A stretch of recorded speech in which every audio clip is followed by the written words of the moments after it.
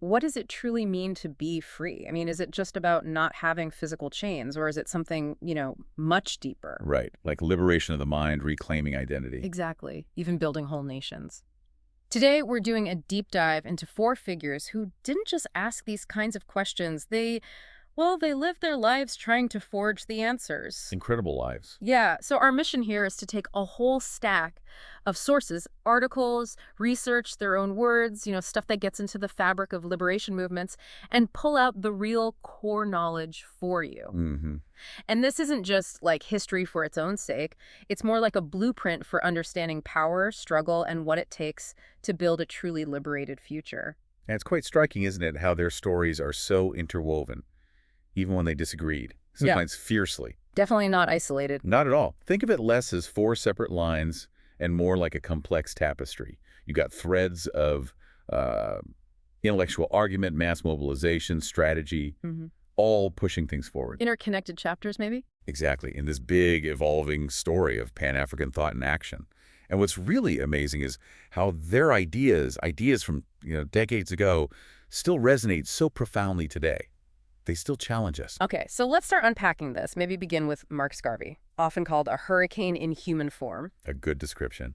He was born in colonial Jamaica, August 17th, 1887, St. Ann's Bay. And his background, his father had this huge library, right? Which Right. was unusual. Very. And his mother gave him that sense of resilience, of faith. But the world outside, well, it told a different story. Yeah, that blackness was a burden, Africa was savage, Exactly. destiny was limited, defined by others. So what was the spark? What really got him going? Well, that fire definitely ignited during his early travels. He worked as a timekeeper in print shops, places like Costa Rica, Panama, Ecuador. And he saw the same thing everywhere. Pretty much. Black workers exploited, disconnected, stuck in systems designed against them. But the real seismic shift, that came in London, 1912 to 1914. What happened there? He read Booker T. Washington's Up From Slavery. That hit home, the self-reliance theme. But then he read this pamphlet, Up, You Mighty Race, detailing colonial horrors in Africa. Ah. And that sparked his big question. Where is the black man's government? Where is his king and his kingdom? The answer, he felt, had to be Africa and the collective power of black people worldwide. And he didn't just think about it, he acted fast. Back in Jamaica, July 15th, 1914, he starts the Universal Negro Improvement Association, the UNIA. That's right, with that powerful motto, one God, one aim, one destiny. It sounds like a declaration of war almost, but spiritual, economic maybe? You could say that, unity and spirit as weapons. But how was it received initially, especially by, say, the established black middle class in Jamaica? Were they on board? That's a good question, because actually, no, they weren't. Really? Why not? Well, his vision, mass black pride, this idea of returning to Africa, it seemed too radical, too disruptive, maybe even, embarrassing to their own efforts to fit into the colonial system. He wanted to work within the system. Exactly. So Garvey, undeterred, he looked to America, saw the potential in Harlem, the Great Migration. Harlem, 1916. That makes sense. Right. Harlem was electric then, people pouring in from the South. And Garvey arrives offering something different. What was it about his message? Well, think about it. Other groups were fighting for civil rights within the existing white system. Garvey offered pride, power, a nation of their own. A completely different framing. Completely. And he had this magnetic presence. His speeches were like prophecy. He wasn't just talking rights. He was talking dignity, self-love, greatness. That famous line, take the kink out of your mind, not your hair. Exactly. He dismantled that lie of black inferiority by pointing to ancient African empires, Mali, Songhai, reminding people of a glorious past colonialism tried to erase. Descendants of kings and queens, not slaves. Precisely. That message hit deep for people searching for identity in a hostile world. And he didn't just talk.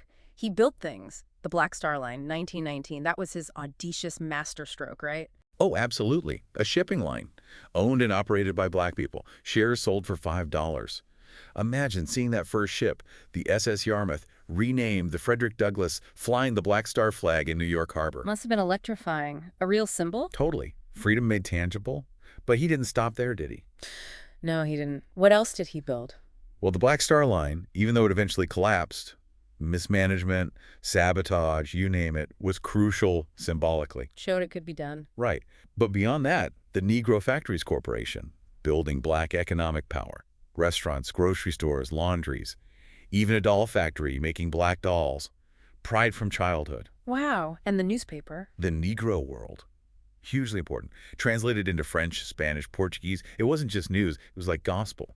Smuggled into colonies, reaching millions, spreading that UNIA message of self-reliance, liberation. And the conventions. Weren't they massive? Huge spectacles. 25,000 delegates packed Madison Square Garden in 1920. Parades with the Universal African Legion, the Black Cross nurses, all about dignity, order, self-organization. And the flag. Yes, the red, black, and green flag. Red for bloodshed, black for the people, green for the land of Africa. Powerful symbolism. So if we boil it down, what was the core philosophy, the blueprint Garvey laid out? Well, you find it clearly in the philosophy and opinions of Marcus Garvey. Several key principles. First, race first. Which sometimes gets misunderstood. It does. He was clear. Not about hating others, but about prioritizing black unity. Lifting ourselves up, demanding respect collectively. Second, self-reliance, economic independence, entrepreneurship. That idea of liberating the mind first? Exactly. Liberate the minds of men, and ultimately you will liberate the bodies of men. Still resonates today, right? With black economic empowerment movements. Definitely. And the third? Repatriation and African nationhood, the ultimate goal. A strong, independent Africa, a place on the world stage, laid out in the 1920 Declaration of the Rights of the Negro Peoples of the World. Governing themselves, no interference. Right. Plus, spiritual strength, discipline, that famous call, up you mighty race, you can accomplish what you will. He definitely demanded that discipline. But his path wasn't smooth. Triumphs, yes, but also, well, treachery. That 1920 convention, declaring himself provisional president of Africa, symbolic but risky. Painted a huge target on his back. Which brings us to J. Edgar Hoover. Ah, Hoover. Young Bureau of Investigation guy then. Why did he see Garvey as such a threat?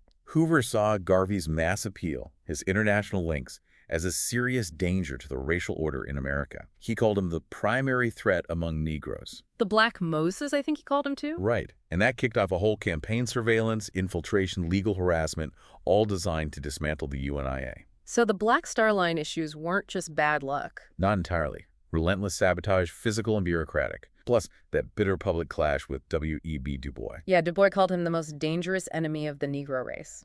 That's harsh. It was. And it highlighted this deep split in potential black unity. Different philosophies, personal friction, lessons there for today about internal movement divisions. So the mail fraud conviction in 1925, which many saw as politically motivated, led to his deportation in 1927. What happened then? Being deported after nearly 3 years in prison was a massive blow. Without Garvey physically in Harlem, the UNIA's central drive fractured, though it did continue globally in different forms. But he kept going. Oh, yes. Back in Jamaica, he founded the People's Political Party, Jamaica's first modern political party. Kept publishing newspapers like The Black Man. Moved to London in 1935, still advocating. But the U.S. mass movement was weakened. He died in London in 1940. Yet his legacy, it's huge. That fire of black pride he lit, global. Basically, black is beautiful decades early. Absolutely. And his blueprint for liberation influenced so many. MLK's father was a Garveyite. Sure. Nkrumah, Malcolm X, they cited him directly. Foundational. The power of symbols, too. The flag, black-owned businesses. He really roared when silence was expected. Built when others were destroying, dreamed of nations. So for us today, what are the key lessons from Garvey? Several really powerful ones, I think. First, know your history. His quote, "A people without the knowledge of their past history is like a tree without roots." That means digging deeper than just oppression narratives. Understanding the richness, the civilizations. Right. Second, his call to build your own. Support black businesses, invest in black institutions, economic self-sufficiency. Third, cultivate unshakable pride. Challenge internalized racism. Liberation starts in the mind. Liberate the mind. Exactly. Fourth, think globally, act collectively. Black struggles are linked across the diaspora. Coordinate action. Fifth, demand respect through power. Develop skills, organize politically, build strong institutions. Finally. Never surrender the vision. His words, "Emancipate yourselves from mental slavery," became iconic. He teaches persistence, adaptation, keeping that flame of freedom burning no matter what. Wow. Okay, from Garvey's roar, let's shift to a different kind of power. Maybe this sharp scratch of a pen. W.E.B. Du Bois. A very different figure. Born February 23, 1868, Great Barrington, Massachusetts. So, New England. A black boy in a mostly white town. Very different from Garvey. Very. And he felt that veil, as he called it early on, A painful childhood moment, a girl refusing his card. Not physical chains, but an invisible barrier, that sense of always looking at oneself through the eyes of others. How did that shape him? It was fundamental. His time at Fisk University in Nashville, an HBCU, he called his plunge behind the veil. He saw Jim Crow's brutality, but also black excellence, fostered a dual understanding. Yale and Harvard, Berlin. His brilliance took him there. Rigorous scholarship, social theory in Germany. It cemented his belief in research and intellectual work as a weapon. First African-American PhD from Harvard, 1895. His dissertation on the suppression of the slave trade. Scholarship as a battleground. Precisely. Not an ivory tower for him. He brought that rigor to Atlanta University in '97, set up a sociological lab, the Laboratory of Sorrow, studied Black life scientifically for over a decade. The Atlanta University studies monumental. Groundbreaking work, applying empirical social science to Black life. But then, a horrific event shifted him. The Sam Ho's lynching in 1899. Miles away, but it hit hard. The scholar met raw barbarity. What did that do? It was a turning point.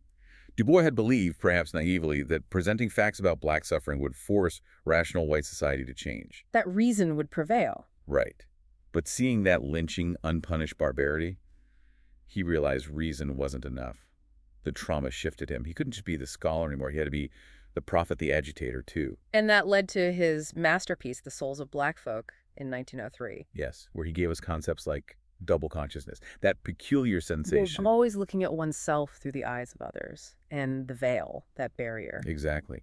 But also his controversial talented 10th idea, that the race would be saved by its exceptional men. Elite leadership. Why was that controversial? Well, several reasons. Critics felt it could create an elite disconnected from the masses. Too much focus on individual achievement, maybe not enough on systemic change for everyone. Did his thinking change on that? It did evolve, yeah. Especially later. He realized leadership was vital, but true liberation needed everyone, the working class, the masses. He didn't ditch excellence, but broadened his view. And in that book, he powerfully challenged Booker T. Washington, demanded manhood rights now. No gradualism for Du Bois. Not anymore. And he built the machinery, the Niagara Movement in 1905, challenging Washington, then co-founding the NAACP in 1909, the only Black initial executive, interestingly. Right. And his platform, his pulpit, the Crisis magazine, editor from 1910 to 34. Why was that so crucial? The Crisis was revolutionary. It did so many things. Documented lynchings, unflinchingly, couldn't be ignored. Championed Black achievements, artists, soldiers, thinkers. Built pride. Advocated policy, too. Directly. Nurtured culture. A key space for Harlem Renaissance writers, and connected globally, reporting on colonialism in Africa. It was a lifeline, a megaphone for Black America. Shaped opinion, mobilized action. He really saw the global picture. The color line wasn't just American. Exactly, which made him a key architect of Pan Africanism. He organized the first Pan African Congress in Paris, 1919, timed for the post-WWI peace talks. Strategic. Yeah. What was the goal there? How did his Pan Africanism differ from Garvey's? He wanted international recognition, systemic change. At Paris, they demanded international oversight for former German colonies, basic rights, African participation in governance. He organized more congresses, built those crucial networks. So working through international systems. Yes. His approach was different from Garvey's mass mobilization and separate nation building. Du Bois focused more on elite leadership, intellectual argument, using diplomatic channels, global institutions. Leveraging the system in a way. Right. And over his incredibly long life, Du Bois kept evolving, showing real intellectual humility. He moved sharply left after the Depression, embraced socialist, even communist ideas. His book, Black Reconstruction in America, in 1935. Yeah. That was radical history writing. Absolutely. Centered Black labor's role. But that leftward shift, especially during the Cold War, it made him a target, didn't it? A major target. His frustration with American capitalism and racism led him towards socialism, communism. But in the McCarthy era, that was dangerous. He was indicted at 83. As an unregistered agent for peace activism, intense scrutiny. And sadly, the NAACP, worried about being linked to communism, distanced itself from it. Wow, after all he'd done. A painful betrayal, fueled by the political pressure of the time. His final act, though, moving to Ghana in '61, Nkrumah invited him to edit the Encyclopedia Africana, a lifelong dream. And he renounced his U.S. citizenship, became Ghanaian, died in Accra, August 27, 1963. the night before the March on Washington. Incredible timing. MLK called him both a genius and a prophet. So looking back at Du Bois' whole journey, what are the key insights for us now? So many. 1. Master your craft, weaponize knowledge, education, precise documentation, intellectual rigor as tools for liberation. 2. Cultivate that double vision. Understand how power sees you, but nurture deep self-worth beyond that gate. Write your truth. Yes. Write your truth. Amplify the silenced. Use your voice. Support independent Black media like he did with the crisis. Also, build institutions for the long haul. Strengthen Black organizations. The struggle is generational. Think globally. Absolutely. Think globally. Act transnationally. Connect local fights to global systems. And embrace evolution. Reject dogma. Be humble. Adapt. Challenge your own ideas. Don't be afraid to change. And finally, Demand the full measure. No compromises on justice. As he said, the cost of liberty is less than the price of repression. His persistence, his pen, incredible. okay, now for someone who often operated more behind the scenes, George Padmore, born Malcolm Ivan Meredith Nurse, June 28, 1903, in Trinidad. A strategist, an architect of liberation, you could say? Started as a reporter, Trinidad Guardian, but felt that colonial ceiling, right? Brilliant Black mind, limited horizons, he even changed his name. Why George Padmore? That name change was significant. Malcolm Ivan Meredith Nurse became George Padmore. It was a break from his colonial past, embracing a new identity as a revolutionary, communist, anti-colonialist. And his consciousness shifted in the U.S. Definitely. He went to study law at Fisk in Nashville, straight into Jim Crow brutality, then Howard University. That mix, experiencing racism firsthand, plus the intellectual energy, led him to communism. Seemed like the most radical solution. Joined the American Communist Party, got recruited by the Comintern. The Communist International, a global network. And he rose fast, became head of the International Trade Union Committee of Negro Workers, ITUC&W, edited its journal, The Negro Worker. A master propagandist, people say, exposing colonialism, linking capitalism, racism, imperialism globally. And a global networker, building connections, sailors, students, workers across the diaspora.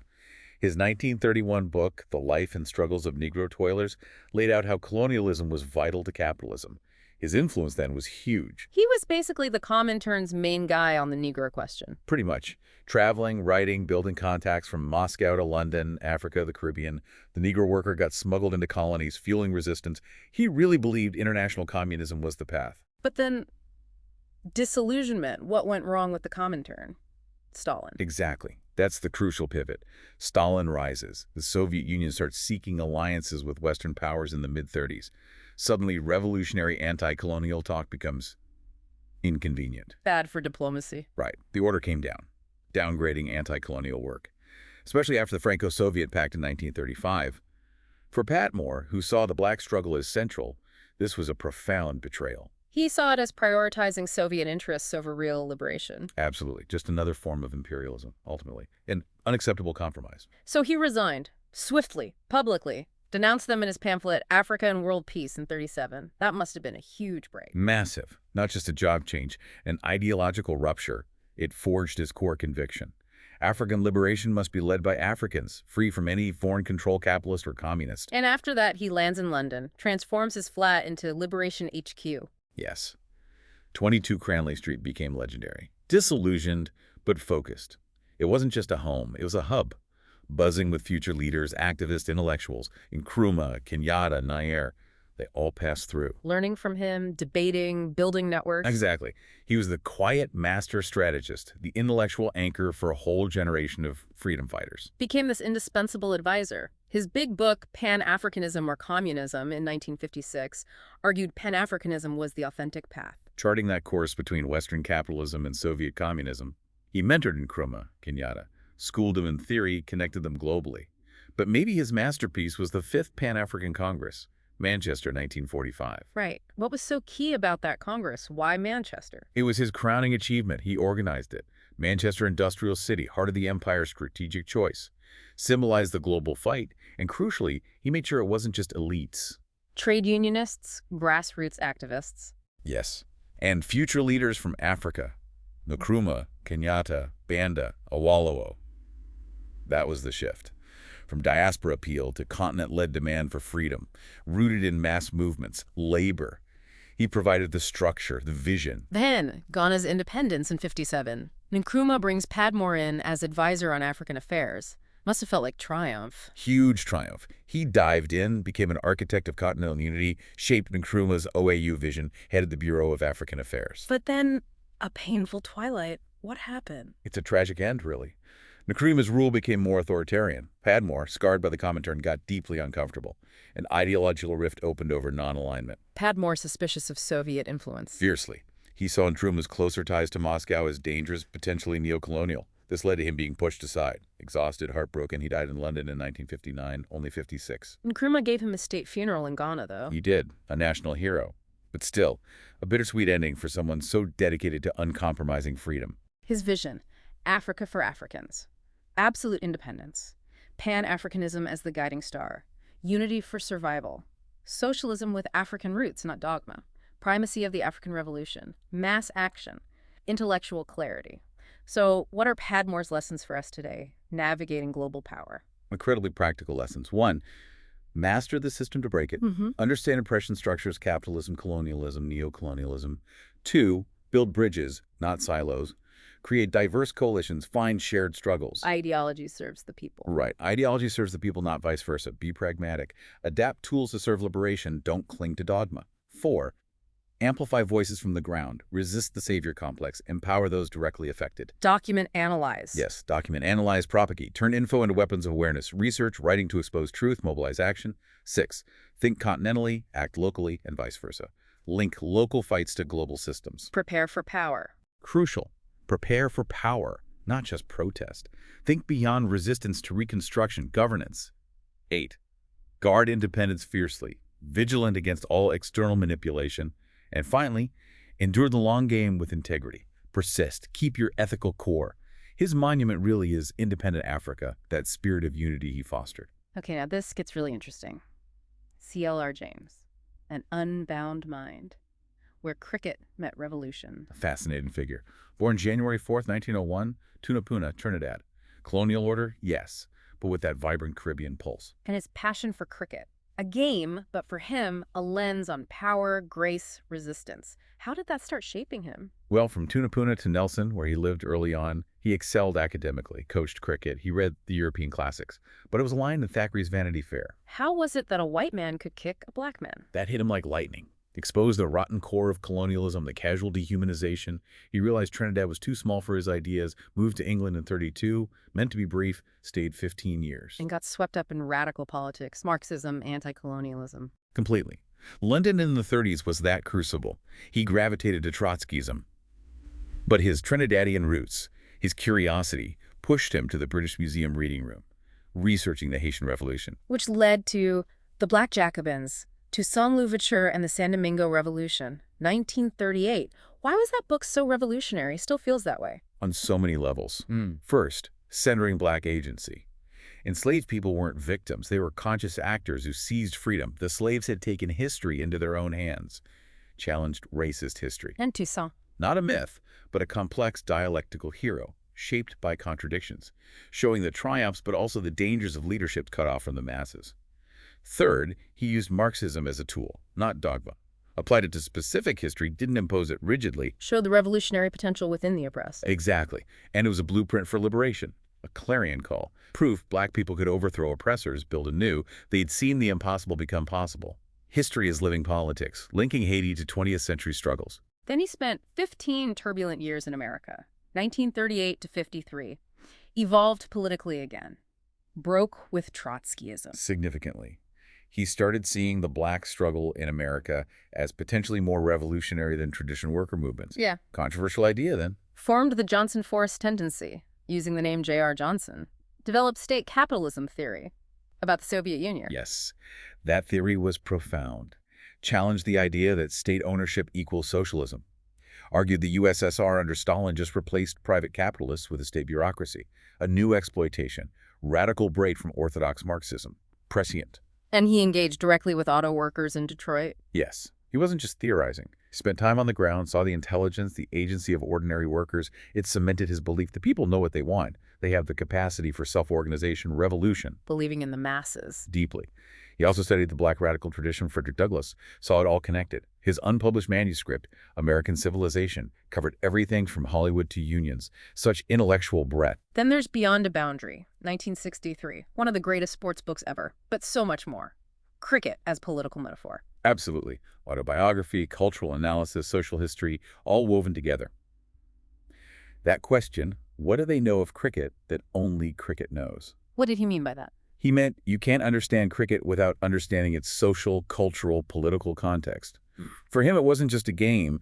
It was a microcosm of colonial society, a stage for Black West Indians to show skill, intellect, dignity, often surpassing their white masters. So a blow for freedom, like when Leary Constantine hit a boundary. Exactly. Symbolic resistance. West Indies team wins weren't just wins. They were palpable victories against the colonial legacy, demonstrating Black excellence, agency on a world stage, giving hope, pride, showing liberation could be forged even within the system. He was deported from the U.S. in '53, McCarthy era, went back to England, then Trinidad in '58 to work with Eric Williams, his old pupil. Right. Edited the nation, but clashed with Williams's authoritarianism. What did that clash show about leadership after independence? It was very revealing. James, believing deeply in mass power, direct democracy, became critical of Williams's top-down approach, showed the challenge of translating revolutionary ideals into governance. Liberation wasn't just independence, but transforming society. For James, yes, empowering ordinary people. He saw Williams drifting towards a new elite rule, fueled his lifelong focus on genuine popular democracy. He spent his later years lecturing globally, writing, championing Caribbean Federation, died in London in 1989, mind sharp till the end. His vision seems so dynamic, the creative power of the masses. Famously, every cook can govern. Seeing potential in everyone. Innate capacity for revelation, self-governance. Unity of theory and practice, intellectual work linked to struggle, the dialectical method, seeing the interplay of forces, internationalism from below, all struggles connected, importance of culture as a battleground, constant reevaluation, always refining ideas. So, what radical lessons does James offer us today? An amazing toolkit. 1. Trust the people. Organize from below. His conviction, the knowledge, is in the minds of the people who do the work. Foster grassroots democracy. 2. Master the dialectic. See the contradictions, the tensions. That's where change happens. Make history a weapon. Yes, make history a weapon. Study past struggles as vital lessons for now to inspire action. The historian's duty is to reconstruct the past, to make the present intelligible and the future possible. 4. Culture is a battleground. Analyze it critically. Create art that challenges, nurtures new visions. Link struggles internationally. Crucial. Think internationally. Link struggles. Local fights connect to global systems. 6. Embrace the beyond, transcend boundaries. Resist silos, be interdisciplinary, think expansively. 7. Write, speak, educate relentlessly. Use your voice. Translate complex ideas. Be rigorous but reject dogma. Right. Subject your own ideas to scrutiny. And finally, find joy and beauty in the struggle. Nurture community, cultural expression. It's essential. So, we've seen Garvey's mass mobilization, that unapologetic pride. Du Bois' intellectual rigor, his gaze through the veil, Padmore's strategic architecting behind the scenes, and James's unbound thought, seeing revolution everywhere from Haiti to the cricket pitch. Each carved a unique, vital path.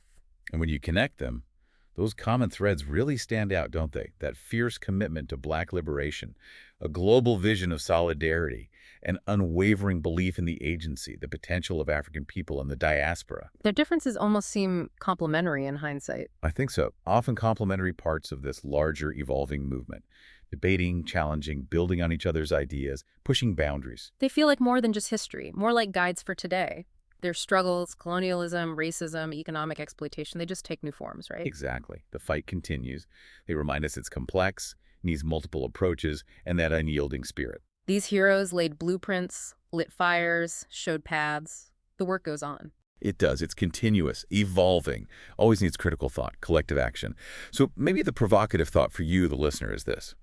In a world still grappling with power, identity, justice, what unique blueprint will you help draft? What fire will you help keep burning? We really encourage you to continue your own deep dive. Pick up The Souls of Black Folk, understand those intellectual roots. Or The Black Jacobins, witness that epic revolution. Research the UNIA's reach, the Pan African Congresses. The journey of knowledge, like the journey to freedom, is always ongoing.